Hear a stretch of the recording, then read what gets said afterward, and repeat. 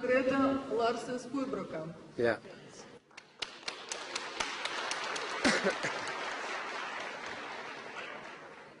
Now, that's the book, right? So I'm not sure how it is sales-wise in Russia about... Now, the book is called Machining Architecture, which is also the title of the lecture, and I'm trying to explain what the hell machining architecture means. На самом деле, термин машинная архитектура, он совершенно неудачный, как на голландском языке, так и на русском, наверное. В общем, это такой некорректный термин по-английски, тоже неправильно. На самом деле, машинная архитектура – это очень сложное понятие, фигурирует на 3 стадиях. Первое – это проектирование, потом производство и функционирование. И таким образом мы получаем 3 уровня существования этого термина. Это 3 уровня и 3 таких основных составляющих – это исследование, искусство и архитектура.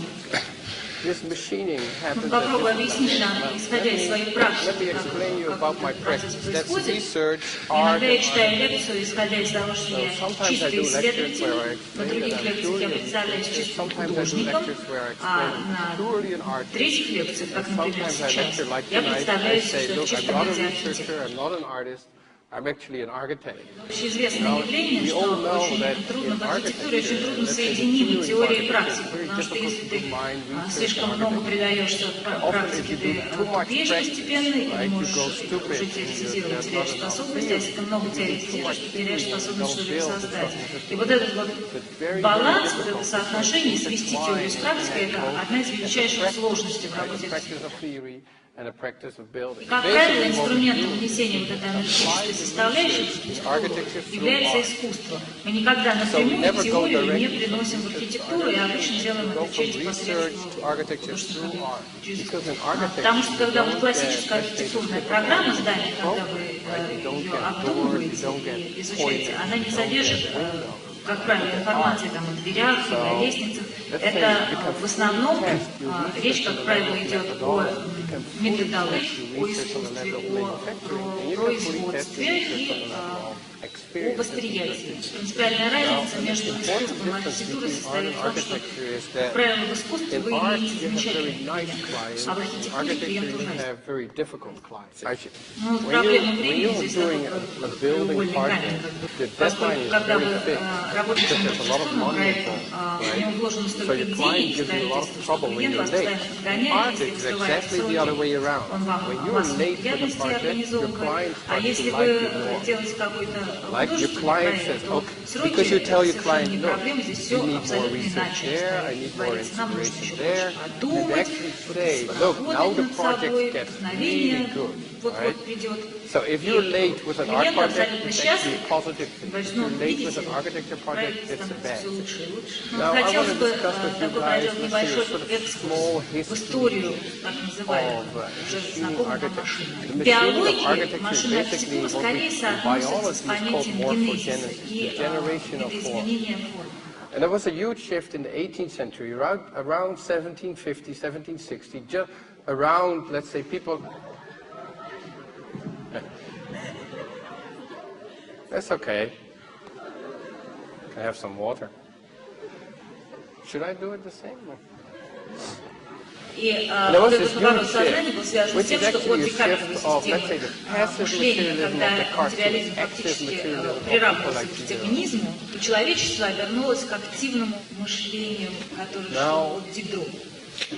Пассивный материализм, он проиллюстрирован в картине творения, есть такая известная,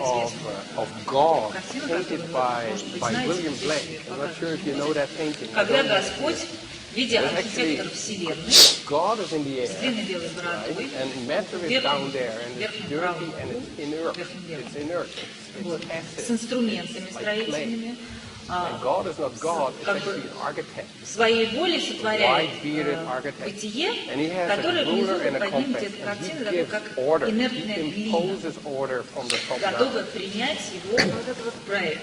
И в XVIII веке принципиальный поворот сознания произошел в понимании происхождение Вселенной не как некого проекта производительства воли Творца сверху вниз, но как некая сумма достаточно случайных событий, которые складывались и встраивались в ту систему, которую в результате мы имеем.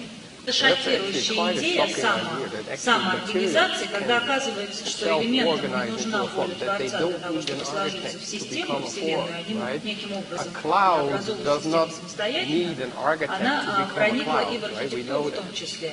So actually, at a certain moment, that idea of form being generated instead of being drawn became part of architecture. Now, the most famous architect that uses materials calculates for Antonio Gaudi.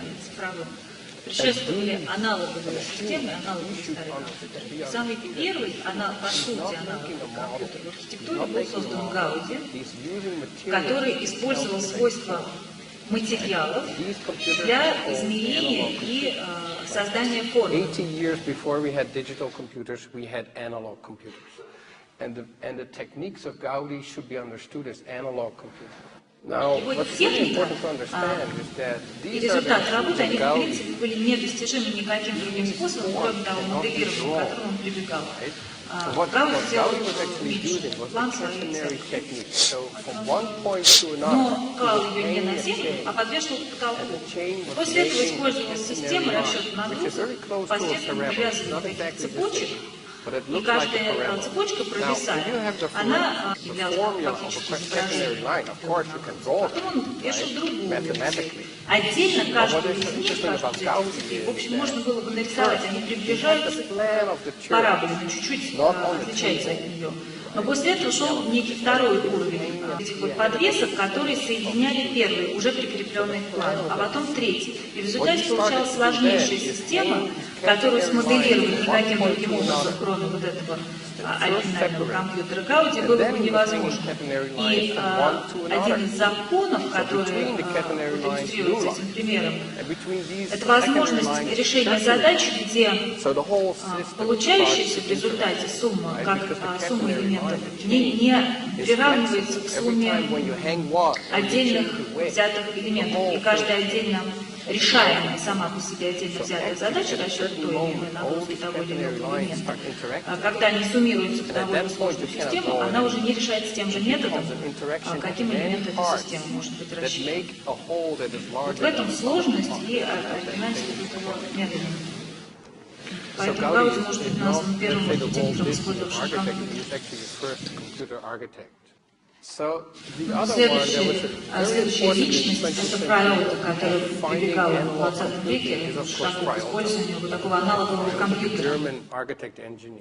Может быть, вы не в курсе, Олимпийский стадион в Мюнхене, построенный в 1972 году, был спроектирован в 1968, и расчет производился посредством мыльных пузырей. То есть вот эти мембраны, которые использовались в дальнейшем, они были рассчитаны через макет, то есть делалась конструкция из проволочная конструкция, после этого обмакивалась в мыльную воду, и в результате натягивающаяся пленка всегда давала минимальную поверхность. Метод принципиально отличается от архитектурного монтирования, когда вы что-то должны отрезать, приклеить, и в результате получится желаемая форма. Здесь предварительно рассчитав.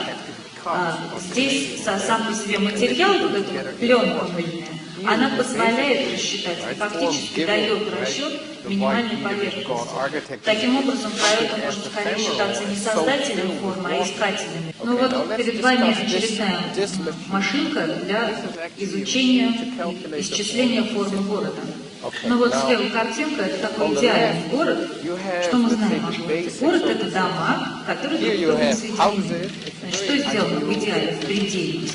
Это все домики расставлены и соединены друг с другом, каждый с каждым. Ну, вообще дурацкий город получился, потому что No city город — это exists некий out of коллективный individual продукт, routes. продукт Cities are коллективной collective деятельности, systems. и он не состоит из So, индивидуальных every маршрутов. time when Каждый you ваш go индивидуальный somewhere, маршрут to the — это supermarket or to your все равно grandmother, you have to take a некий detour. более-менее унифицированный продукт. There's Вы no way you идете к can go своей straight. бабушке, You вы always have to все-таки detour.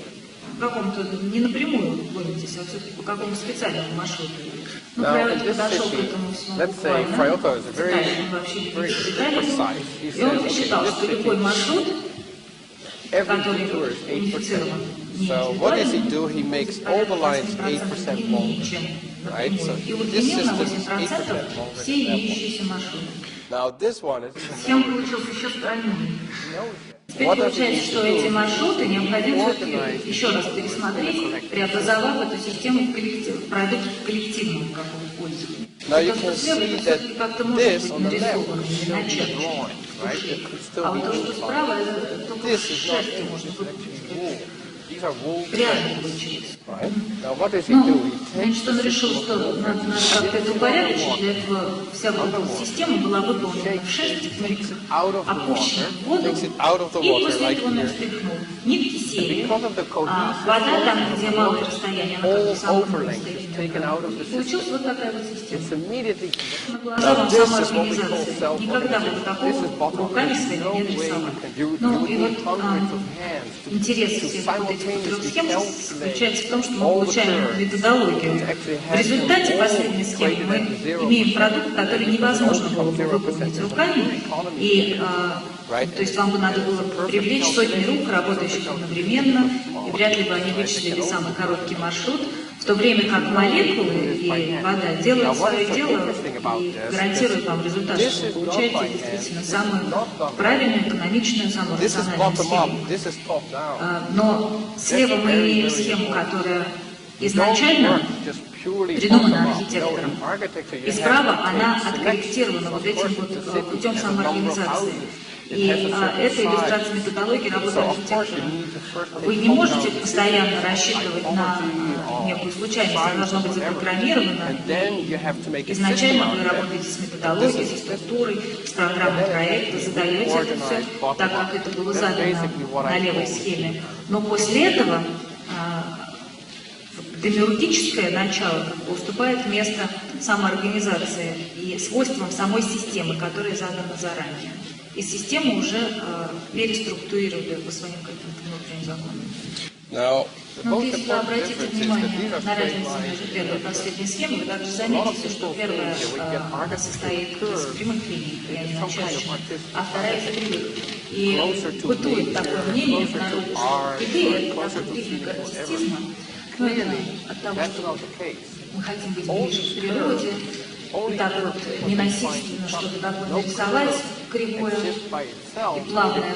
На самом деле это совершенно не так, это глубоко рационально в основе своей, потому что только кривые — это не случайные кривые, это те кривые, которые вошли в некое взаимодействие друг с другом, и благодаря этому воздействуют строго определенных сил и энергии. Если прямые линии могут пересечься без ущерба для себя или для друга, то кривые линии — это всегда некая, в данном случае, картина взаимодействия, и они вместе создают поверхность. Now, if you guys know what we did in, let's say, the mid-1990s, we were using animation software to actually create complex forms.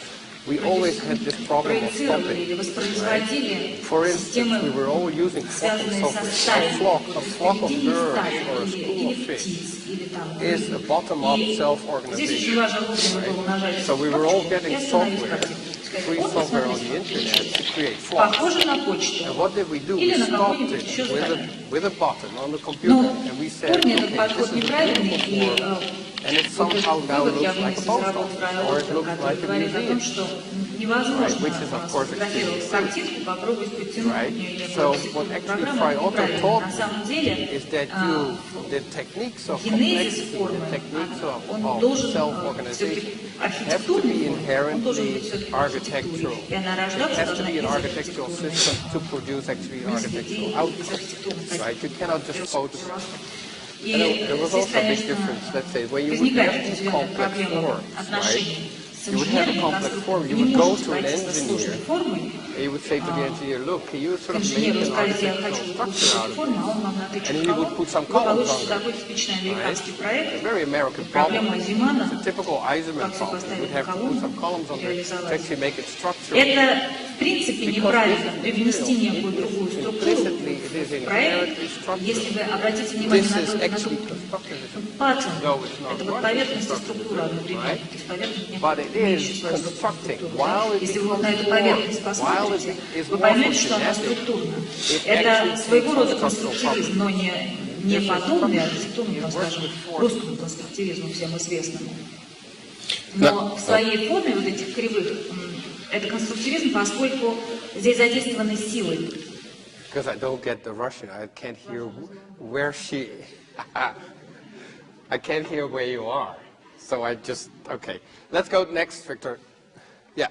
So here I'm going to show you a few projects that I use analog techniques to calculate form, and then apply digital. So why do I start first to work analog and then later again digital? Это офис, классический офис, в котором ни у кого из работников нет своего фиксированного места.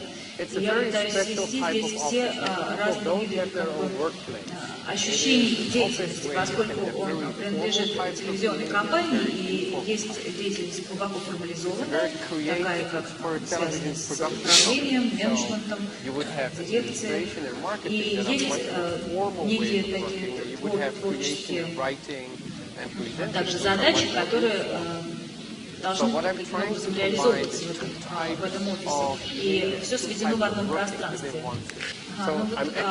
Я воспользовался моделью близкой к модели Прайота, но вместо шерсти взял пластик, вот эти трубки, и они в такой клейкой жидкости. Система Прайота не позволяет делать фасады. А здесь я одновременно могу работать с пространством. Но вот вы видите, что колец оказалось не одно, а два. Таким образом мы можем поднимать, получаем высоту. А жидкость, вот эта клейкая, она в таком промежуточном состоянии находится, она не жидкая, но еще не застыла, которая дает представление об отношениях между внешним этим жестким кольцом, держащим систему, и внутренней системой натяжения и стерилизации. После этого мы начинаем обсуждать о программе здания, каким образом могут группироваться пространства для творческой деятельности, пространства для встреч, более широким кругом, и подтягиваются места для встреч непосредственно ближе к центру, это места для индивидуальной работы. И там разместили такие формализованные простые классические функции, связанные с управлением. So you see the outer are not points anymore. These are now reorganized as bands of formal behavior and informal behavior, standard architecture. It's not just about the non-standard, right? It's finding a relationship between standard and non-standard. И мы работаем, сталкиваемся с этим на уровне программы, на уровне структуры и на уровне формы. В общем, это, конечно, не крыша, это некая трехмерная структура. Здесь разрез практически как у мисс Ван дер Роя. What? Yeah. That's Mies, that's X-Mies. То есть мы не только с кривыми работаем, это также и история про прямые линии. Проблема в том, что люди воспринимают всегда это некое внутреннее противостояние прямых и кривых линий. На самом деле для нас это некое единство.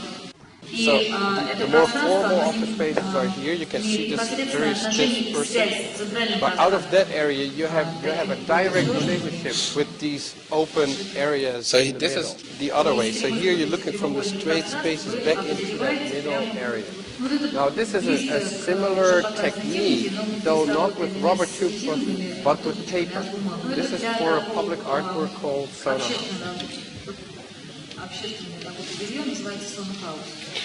And here we have a number of paper strips that are cut, and the cuts actually make it possible for the lines to make relationships with other lines.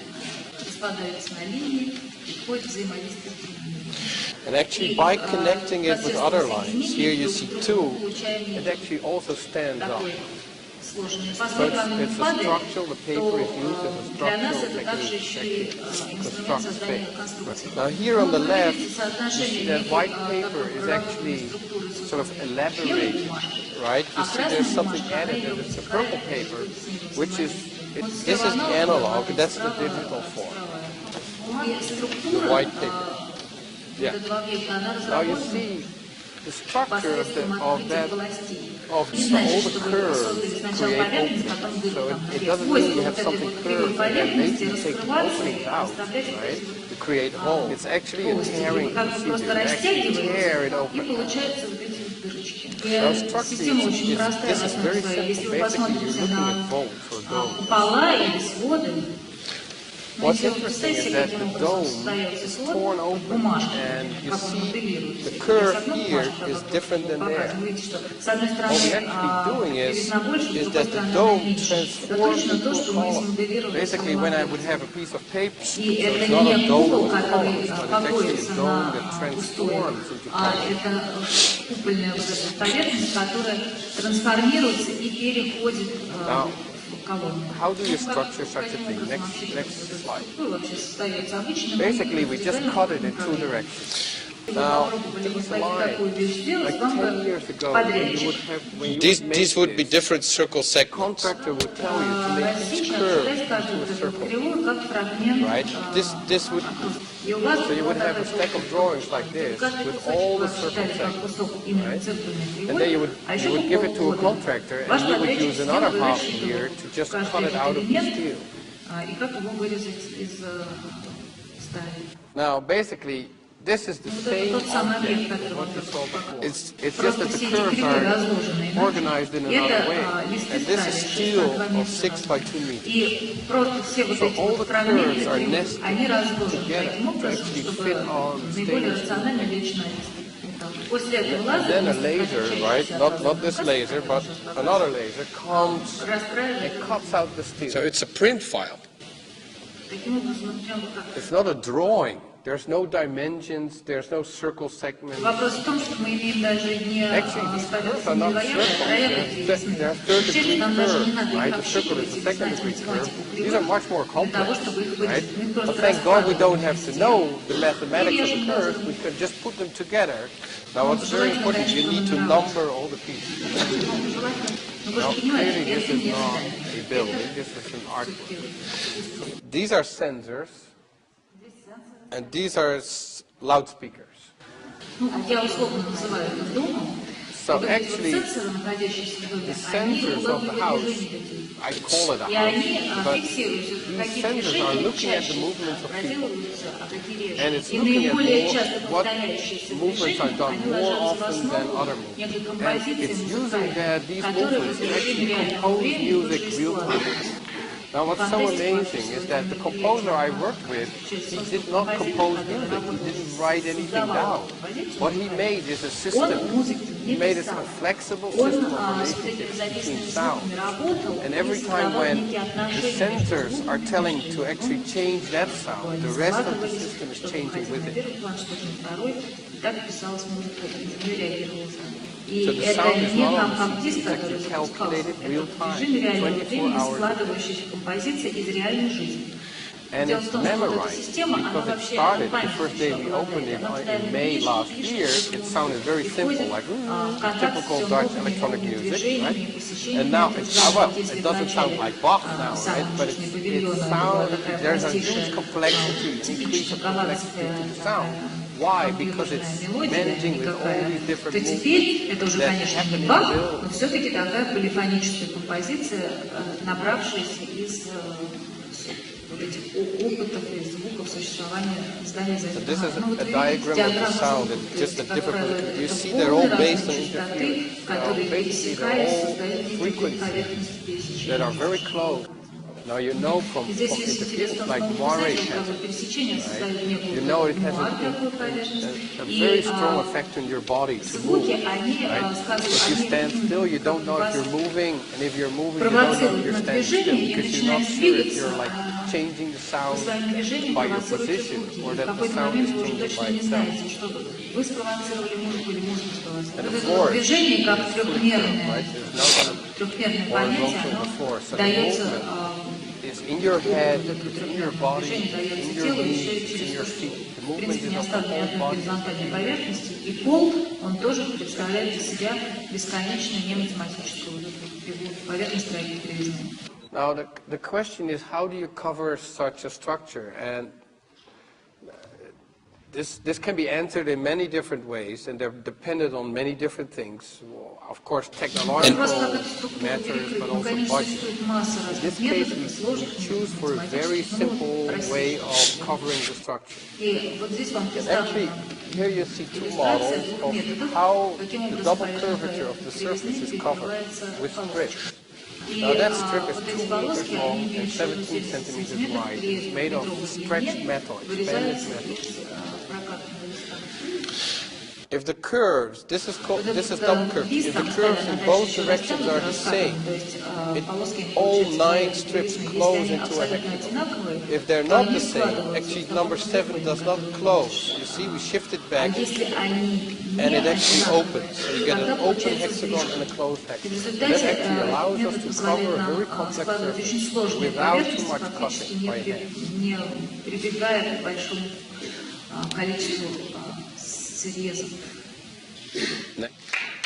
Thank you.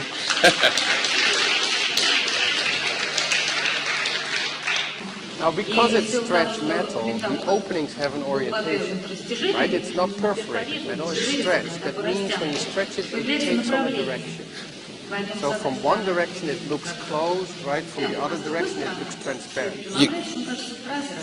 So especially when it's closed and it works with this position of the sun, right? You get these closed. So the effect with the sun is really strong. When you walk around it, you get this constant flickering, this constant modulation, or this mosaic modulation of the surface that are now reflected will be transparent, and others will be, instead of transparent, will be reflected. Students, client.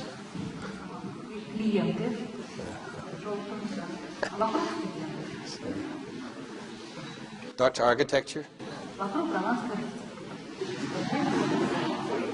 Next.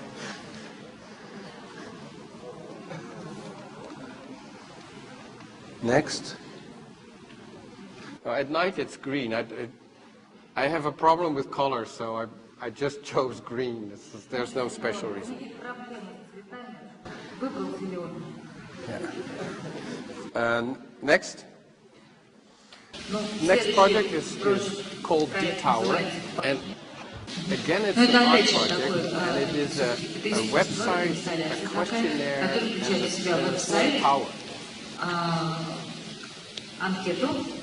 So, yeah, this is for a city in the east of Holland which has 50,000 inhabitants. Every year, out of the 50,000, 50 are selected to become the representatives.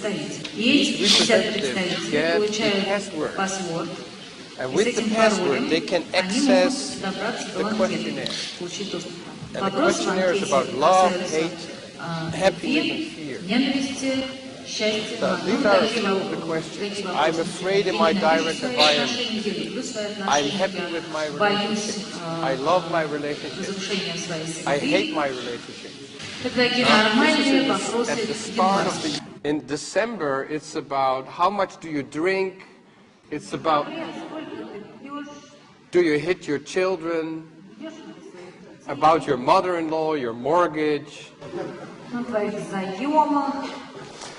And they answer from not at all to very much and no answer.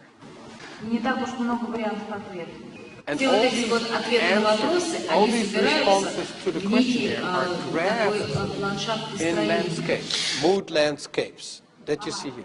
And this is accessible to everybody.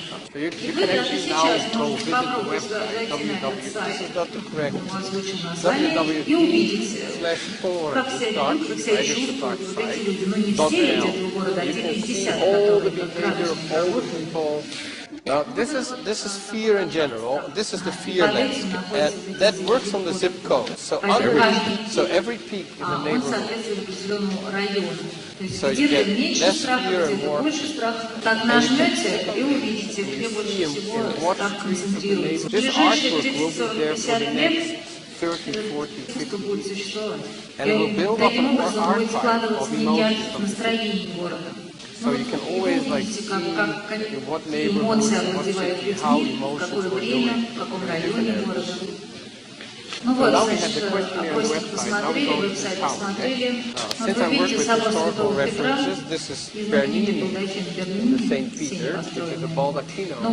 Но совершенно не характерно для голландцев подход, поскольку у нас в Голландии искусство, оно очень утилитарное. Просто так вот фонтан, как вы не знаете. Интересно даже функции служить чему-то. Ваш функция спроектирована в 50-е годы Николая Шиллера, так никогда не построена, она должна была быть выше всего этого. Он назвал гипотетической башню, и она должна была регистрировать невидимые процессы.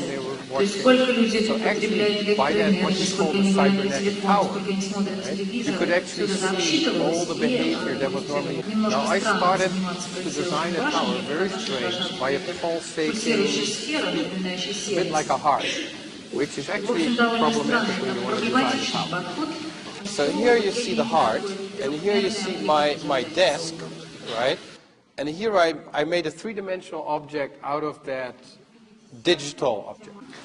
And here's my Friotto book, and that image is actually this one. And I was very interested in this shopping bag model. And he started with a shopping bag, and then he puts all his shopping in there, the pumpkins and the milk and everything, and it takes on a form. So I thought maybe I already have the form, I just need the handle of the shopping bag. So that's what you see here. I'm using the form to calculate the handle, and then this one is digitized, right, and turned upside down to become that one. Next. More historical references. Greek Gothic. Now, I'm using the Tempietto again as a reference, but the problem of Greek architecture is you have all the elements separate. You have the dome, you have the frieze, and you have the column.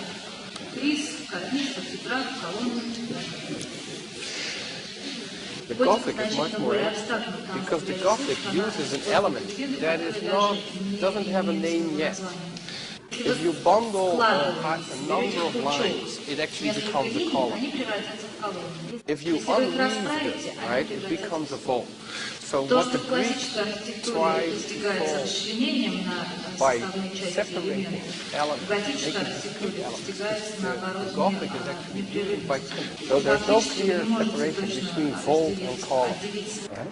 There's no line here that says, look, the column stops and the vault begins. It's pure variation. It's pure variation.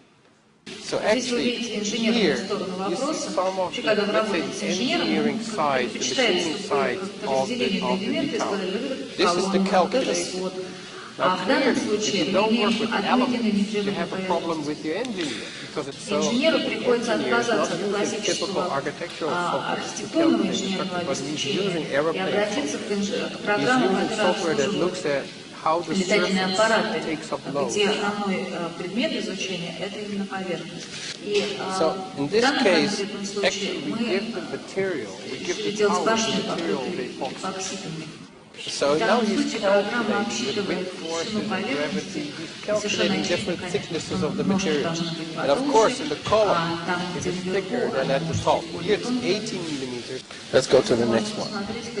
Now here you see how we actually make the panels out of epoxy. Here you see a CNC machine, computer numerical control. And the phrase, the milling machine is actually, so this is a block of styrofoam, right, very cheap styrofoam. And actually the computer is milling out the form of the, so you put the blocks together, you cover them with plastic, right, and then you can get the panel. And then you glue them together.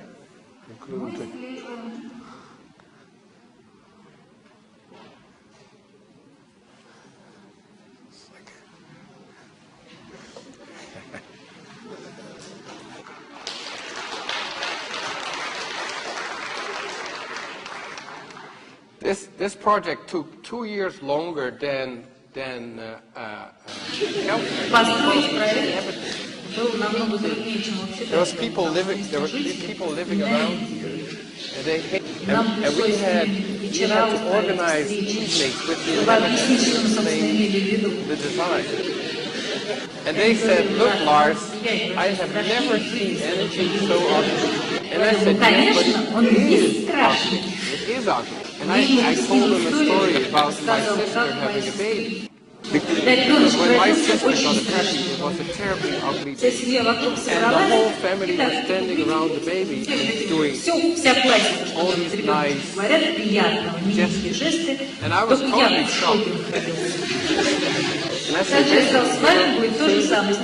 first you think it's ugly, but then you will love it. And they will love it for a very special reason. Next slide.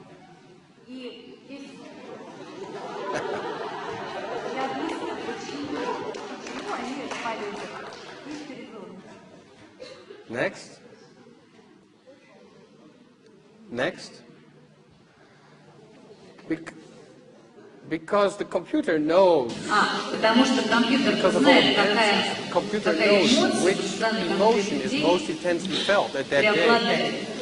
Поэтому, когда все охвачены любовью, Next. When happiness is the number one, it turns blue. Now, since we are in the Netherlands, right, the big problem is that you can have 100% blue. Yeah, it's nice for people, but it's bad for art. So actually, after it's been on now for 8 months, actually happiness is on neither number one. But actually, it's not love on number two, it's hate. 35% of the time, it's hate. People hate their boss, they hate their family.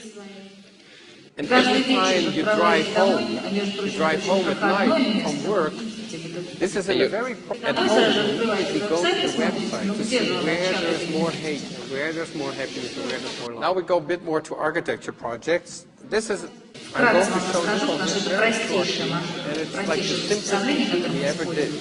This is the site of ground zero. And we made a wool thread for each damaged and demolished building of the government. Now, first, the wool threads hang separately, vertically down. So you get 40 wool threads and they just hang straight down. And then we dip it in water and we take it out, and it immediately makes a network of diagonals. So it's not 14 separate towers anymore, it's actually one huge mega system, one porous mega tower. Next. Yeah. So here you actually see the digitization of the wool threads, right? And here each wool thread gets a thickness. You get this. So we have 22 centimeters of wool becoming 520 meters of steel structure.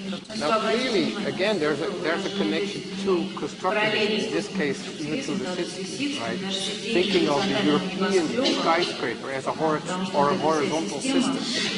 Actually, what you get here is like diagonal towers together making up one. Now, this is designed for a very special reason, for cultural reasons, right? This is shown in an exhibition, it's been published a lot, but I'm using it to actually sort of trying to rethink the skyscraper. But it's not really a design, right? It's not really a design in the sense that it has a very precise program. Now, suppose you would have a client for this, right? Just suppose. Of course, you need elevators that can be tilted, but you would have a whole system of nodes, right? And these nodes would be almost like subway stations. So these would be offices here and here, but actually here it would be like galleries or congress centers or restaurants or sky lobbies. You call them sky lobbies. Now, suppose this system has 21 nodes, right? Suppose the client says, I only want 14 nodes, right? That's what client says. There's no way you can dip the wool threads each time to get 14 nodes. So this is actually at the moment when I at my office started to use digital techniques again. возможности что-либо менять на свое усмотрение. Цифровая там позволит реагировать на требования клиента, требования программы и уже моделировать исходы друг от друга. Next. So what we're doing is we're using an analog technique, but we're applying them digitally in such a way that actually calibrate much more precisely with переводим их в цифровую форму и приспосабливаем более точно к программе здания, к требованиям условиям. So here we're using analog models, especially this one, to actually create a pop music center here. So basically the whole procedure is based on tearing of a surface so you get holes. So you can actually see there's a development of less openings, you get more and more, so there's an increase of complexity. This is the correct size of the program that is in the brief. So this is 3,000 square meters, but we start with 2,500. So the difference between this and that's a huge question. How can you start with 2,500? What is the program of the initial stage? What is the program of the end stage?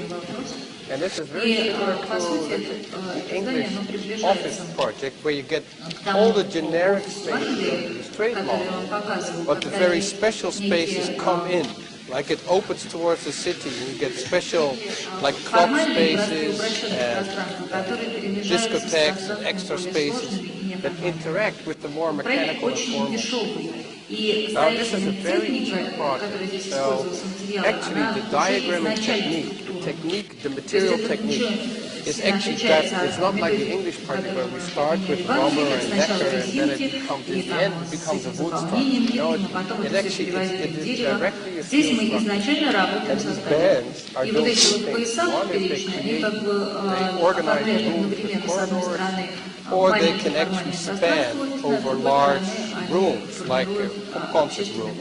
It's a very cheap project, so all these surfaces are made out of corrugated steel. Actually, if you look carefully, you can see that some lines, some surfaces are more straight than others.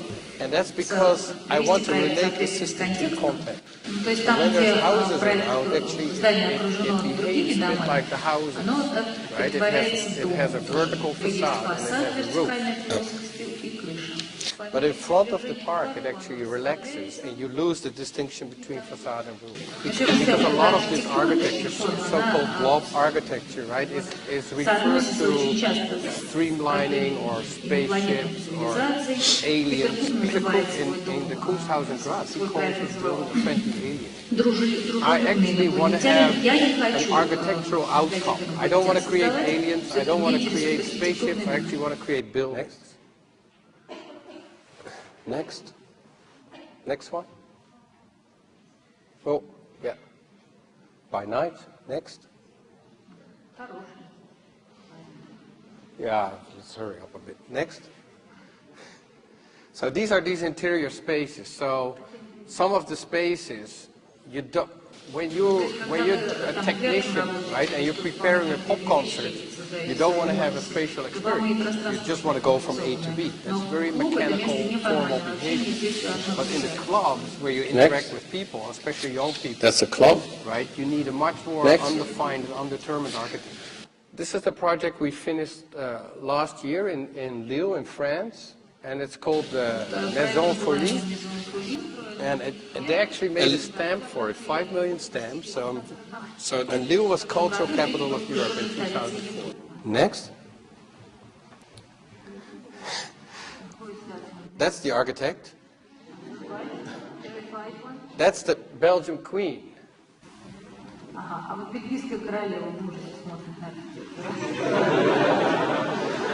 This is the mayor of Lille with a full female staff, with only men interviewing her.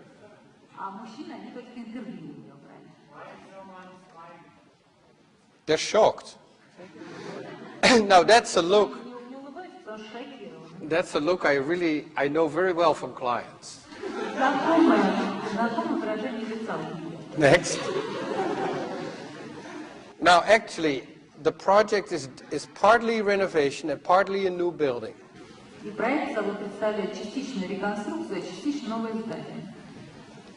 And the whole Ну и project весь is проект представляет собой такую so there's like развернутую artists in культурную residence, программу. there's Вот маленький такой exhibition домик, spaces, there's even a трехэтажный, Turkish налево band. это жилье для Hammam художников, is выставочное in пространство, the даже basement over турецкий here. памятник.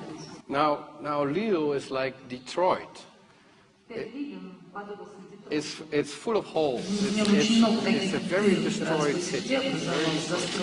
And this area is actually they expected me to build a wall right over there. But because the area was so destroyed, I actually decided to close the street in a typological way. So I used the vertical articulation of the historical textile factory and modulated it to create another facade. That's the foyer of the concert hall. And here you see that surface, that vertical surface being modulated in different directions.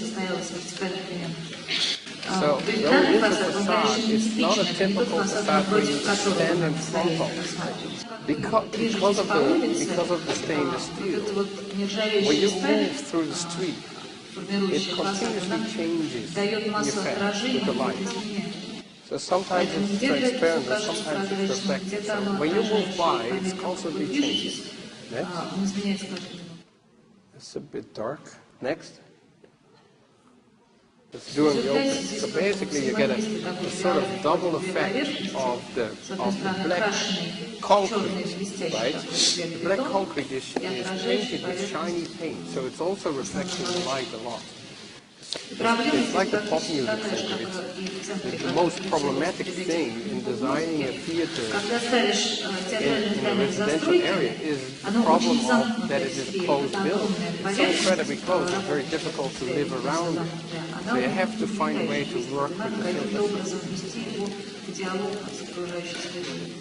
This is a design for a much larger structure, which is the new Centre Pompidou. That's a competition we didn't win. Sugar won this competition. And we're using a technique with balloons, also connected to earlier research of Viola, to actually find a way to connect single curvature to double curvature. Next. But again, we studied it in an analog way, and then we used digital scripting. So here you see scripted surfaces, right? These are programmed that actually are transformations of. So here, everything that is metal is single curvature, everything that is epoxy is double curvature.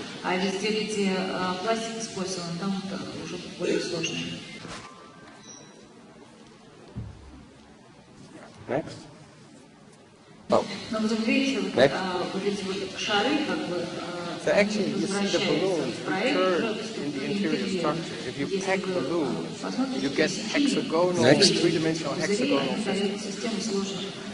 So actually, the structure with the balloons is spanning from one side to another, right, without using columns. Next. Yeah. Next. Next. By night. Next. So that's the later work. That's last year. These are public toilets for the Belgian government. Now, with double curvature, there's a big problem of patina. How does a building get dirty? Because a car you wash, right? But a building you don't really wash. So actually the water is running off the surface and it's going into the grooves, right? It's going in these grooves. So it's a very functional ornament. That's female, that's male. Next. These are club spaces, and that's a hotel rooms. Underneath is a kitchen, and on the ground floor here is a big restaurant. So it's a very exclusive restaurant. Next. So that's the structure like the sauna house, and these are panels. тоже again, пластиковый a сверху bit like the покрываем, D-Tower, because we стирофоном got computer вырезаем mill основу styrofoam, but then кривые, covered with или нет, epoxy. но Such a мы way их не we удаляем, а оставляем keep как the styrofoam изоляционный as материал. insulation. Такой Now, период in Holland, we регресса got уже this все regressive строят. period. Everybody is using brick. And И вообще мне это не очень don't понятно. Я, understand, конечно, though I понимаю, что understand that brick кирпич, он is такой more более warm теплый, and такой human than туманный, prefab в panels. сравнении особенно с I панелями. don't think it's very smart to Непонятно, make почему из него не skyscrapers out of brick. So, like то with есть так же, как with the в том bathroom project, what I'm trying предыдущем to do проекте, я is пытаюсь actually use использовать prefab, but to use it in a very sensual промышленный way. материал, да, промышленного производства, но таким образом, чтобы он как бы более чувственно работал. Very large bar. And the club spaces are here, and here is a big library. Next. So everybody has its own fireplace. Next. That's the library. Now the whole project is in a park. With, at the edges of the park, there's very expensive villas. And the developer actually told me he's paying for this project by selling all the houses. If you're in the library and you look out the window, you see all the property. And I designed special curtains, gold-threaded curtains. When you look out the window, you look through Karl Marx, you look at the property. Now, I put that in the project to irritate the client a bit, just to play a bit. And I sent the email with the images. And I said, what do you think of the curtain? And he says, well, I love them. Do you want to hear a story? So I said, yes, sure. And this developer with his big Mercedes, he's actually not just an ex-communist, but in his free time, he makes a website called www.comitravel.com. Comitravel.com. You can go on the internet and check the site. It's www.comitravel.com. Comitravel. So he organizes trips to Nicaragua, North Korea, and his whole house is loaded with statues of Lenin and Mao and everything. And nobody knows that in the company. Nobody knows that he has this hobby. So I'm actually, because of the curtains, I'm the only one that actually knows his secret. That was it. Thank you.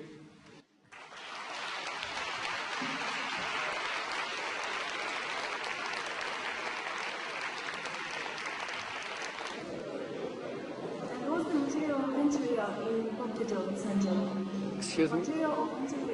The material of what? Oh, that's stainless steel and epoxy. But I don't have any images with me of the waterproof. Actually, I'm not showing that for years because I don't want to be a slave of my first building. But do you have a specific question about the waterproof? В общем, вот этот музыкальный пузырь, он с какой-то точки зрения был прозрачным, а с какой-то точки зрения был отражающим, отражал свет. Вот, какой-то материал. Expanded metal. It's stainless steel. You call it expanded metal. So it's no, it's very thin. It's very thin. It's like a 1 millimeter thin. But no, it's open. It's perforated. It's not perforated metal. Perforated metal is a sheet with holes in it. This is a sheet that has been cut and then stretched open. So you get openings, right?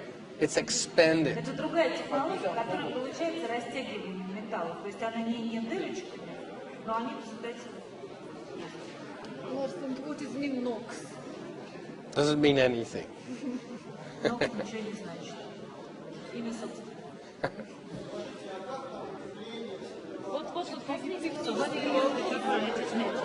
How about the isolation? What? Well, you use very thin surface. materials, and how do you provide the insulation? The surface, that project is an artwork, right? The purpose of that surface is not to stop the rain. The purpose of the surface is to actually create an effect when you walk around.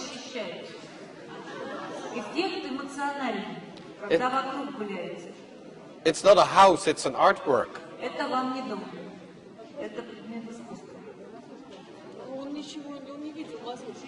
Вопрос про московскую архитектуру совершенно не имеет ответа, потому что он из Шереметьево практически приехал сюда, он первый раз в России, в Москве, а завтра утром улетает. Ну, может быть, что-то совсем утром он успеет увидеть. They ask you about your impressions about Moscow architecture. I have seen it for 6 minutes. Yes. 6 минут он видит московскую архитектуру.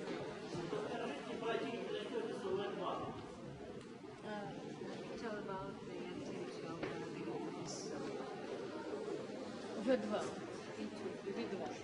the office. Oh, the V2 office. Why are you guys asking after project I didn't show?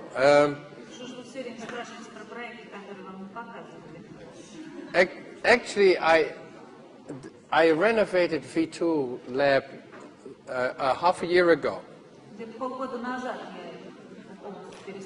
And I made the floor straight.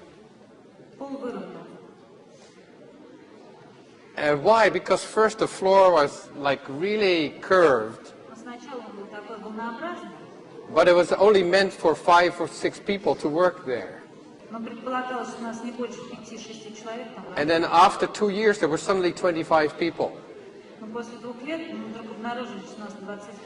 So for 25 people that floor did not work very well.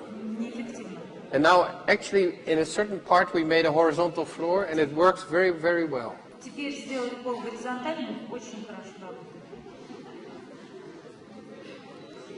Yeah. Thank you very much.